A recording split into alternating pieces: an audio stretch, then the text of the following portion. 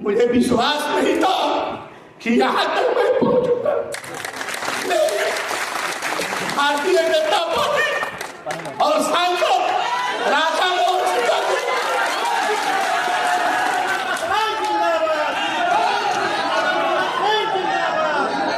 आज मैं आप सभी के बीच में मंत्री के रूप में 2000 में चुनाव लड़ा मित्रों, मैं विधायक बन गया। फिर मुझे लगातार काम करने का मौका मिला। दो बार पिपरा की जनता ने, पिपरा की कार्यकर्ताओं ने मुझे विधायक बनाने का काम किया। आप सभी जानते हैं कि मैं कार्यकर्ता के रूप में काम करते करते यहाँ तक पहुंचे हैं। 1988 जब मैंने झोला टांग कर पिपरा के धरती पर प्रवेश किया, उस समय मैं पिपरा के लोगों ने जो मान सम्मान दिया, पिपरा के गांवों में, पिपरा के सड़कों पर, पिपरा के पिपरा के मैंने सुनने का काम किया।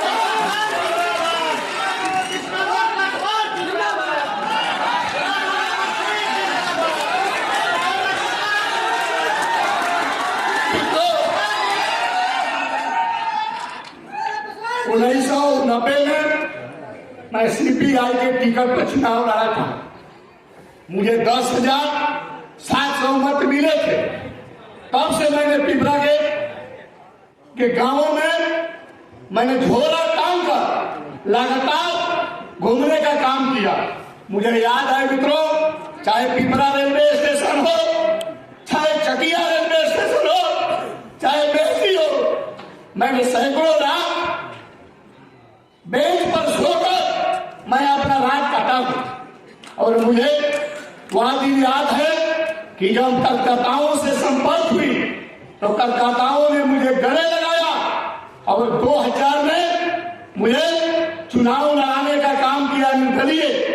मैं 2000 में निर्दलीय प्रत्याशी था और मैंने राष्ट्रीय जनता दल से हरा द्वितीय प्रत्याशी के रूप में उभर कर आया, सेकेंड किया। उसके बाद में मेरे अभिभावक राधा मोहन सिंह से उन्होंने मुलाकात किए, उन्होंने मुझे बुलाया और साफ शब्दों में उन्होंने बताया था, ये कृष्णनंदन जी, अगर आप भारतीय जनता पार्टी में आ जाइए, अगर चुनाव लड़िए तो आप भारतीय जनता पार्टी का विधायक बन जाइएगा और भाजपा को एक विधायक मिलेगा, और नहीं तो पिपरा का जो बनावट है आप लड़िएगा और भाजपा लड़ेगी तो पिपरा में हम दोनों कभी नहीं जीत सकते हैं, राजद की जीत हो जाएगी।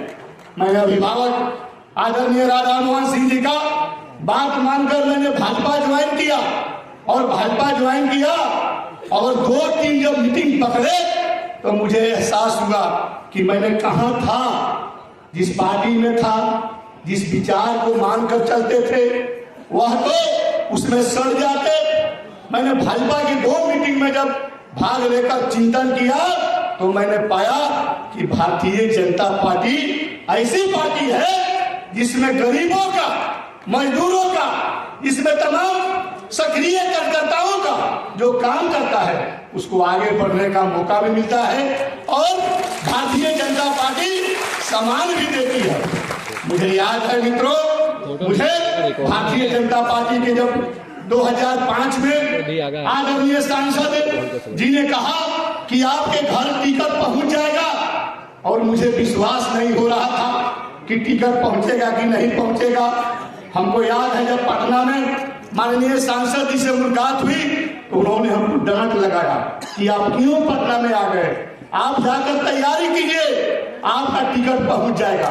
और मैंने किसी तरह छूट कर भाई प्रमोद जी हैं, भाई प्रमोद जी ने कहा अरे कहने दीजिए, हम लोग को लुका होगा तो उनसे भेंट नहीं करना चाहिए, डांटेंगे। और हम लोग रह गए। फिर हम लोग आए, क्षेत्र में घूम रहे थे, मुझे पता चली शाम को ये सांसद जी ने टिकट लेकर और कुछ पैसे लेकर मेरे पत्नी को दे दिए। मैंने 2000 में चुनाव लड़ा मित्रों, मैं विधायक बन गया। फिर मुझे लगातार काम करने का मौका मिला। दो बार पिपरा की जनता ने, पिपरा की कार्यकर्ताओं ने मुझे विधायक बनाने का काम किया। जब रिजल्ट हुआ हर्षित ही फिर माननीय सांसद जी ने कहा कि थोड़ा रुख उधर बदलिए, थोड़ा रुख उधर कीजिए। मैंने रुख किया और आज मैं हर्षित ही का जनता का आशीर्वाद से मैं विधायक हूं। इसी तौर पर मित्रों, मुझे भरोसा नहीं था, मुझे विश्वास नहीं था कि यहां तक मैं पहुंचूंगा।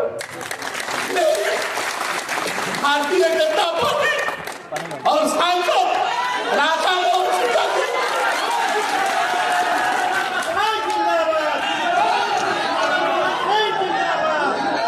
आज मैं आप सभी के बीच में मंत्री के रूप में हूं। और मंत्री, यह मंत्री कैबिनेट मंत्री है। कैबिनेट मंत्री का अपना एक रुतबा होता है। सरकार के नीतियों में कैबिनेट मंत्री का एक पहचान होती है। और विभाग मिला है मित्रों, मुझे गन्ना उद्योग विभाग। मैं आप सभी को विश्वास दिलाता हूं, हम 2 बार का अदालत में बैठे, समीक्षा किए और गन्ना उद्योग विभाग में हम नई नीति लाने वाले हैं। बेरोजगारी दूर करने के लिए, बेरोजगार हमारे घूमते हैं, बेरोजगारी दूर करने के लिए हम गुण प्रोसेसिंग नीति हम लाने वाले हैं लोकसभा चुनाव के बाद। और उसमें क्या है, मिठा का लघु उद्योग चलता है अपने गांवों में, कहीं कहीं चलता है। उसमें 3-4 कैटेगरी का उद्योग लगेंगे। एक तो 14 लाख का जो छोटा उद्योग लगेंगे ना, उसमें हम 7 लाख सब्सिडी सरकार देगी, विभाग देगी। और दूसरा है कि 25 लाख दूसरा कैटेगरी में अगर लगेंगे तो हम 12.5 लाख विभाग सब्सिडी देगी, सरकार सब्सिडी देगी। फिर तीसरा 50 लाख का कोई बेरोजगार लगाना चाहते हैं, 50 लाख का जो कैटेगरी का उद्योग है उसमें 25 लाख सरकार सब्सिडी देगी। फिर 1 करोड़ लगेगा, 1 करोड़ का जो प्लांट लगाएंगे उसमें 50 लाख का सब्सिडी देने वाले हैं। फिर उसके बाद जब 50 आपका करोड़ से टपिएगा तो करोड़ों रुपया तक विभाग सब्सिडी देने जा रही है। आप बेरोजगार भाइयों से और चंपारण के नौजवानों से हम अपील करते हैं कि यह प्रोसेसिंग जो है गुड़ का, इसमें आप आगे बढ़िए। मित्रों, अंत में मैं गन्ना विभाग के संबंध में पूरा का पूरा भी जानकारी नहीं है, लेकिन इतना कह सकते हैं कि किसानों के हित में ये हम काम करेंगे।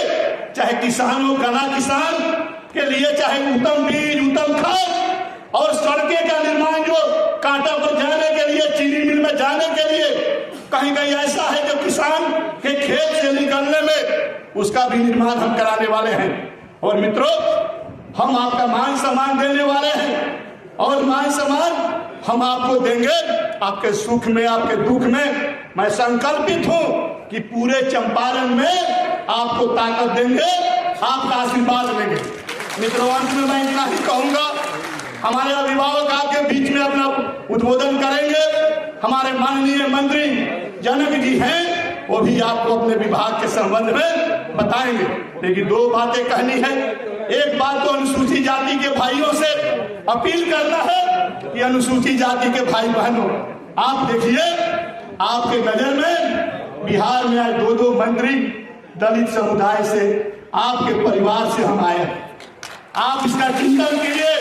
भारतीय जनता पार्टी में दलितों का विकास, मान सम्मान जो मिलता है दूसरे किसी पार्टी में नहीं। दूसरी बात कहना है मित्रों कि यह लोकसभा का चुनाव हमारे सर पर है, हम चुनाव में हैं। आप सभी चंपारण वासियों से मैं अपील करता हूं कि आप संकल्पित भाव से आज से, अभी से यहां से चले और चुनाव में लग जाए। 400 पार की नारा हमारे नेताओं ने लगाया है और प्रधानमंत्री जी का यह घोषणा है 400 पार। हम 400 पार भी करेंगे और चंपारण के जो लोकसभा आते हैं पूर्वी चंपारण से, हम 5 लाख मतों से अपने प्रत्याशी को जिताकर हम दम लेंगे। संकल्प भाव से जाइए मित्रों। आज के अवसर पर सिर्फ इतना ही। आप सभी का मैं अपने हृदय से और हरसिद्धि की जनता की ओर से भी आप सभी का स्वागत अभिनंदन करते हुए अपनी वाणी को विराम करता हूँ। जय हिंद, जय भारत।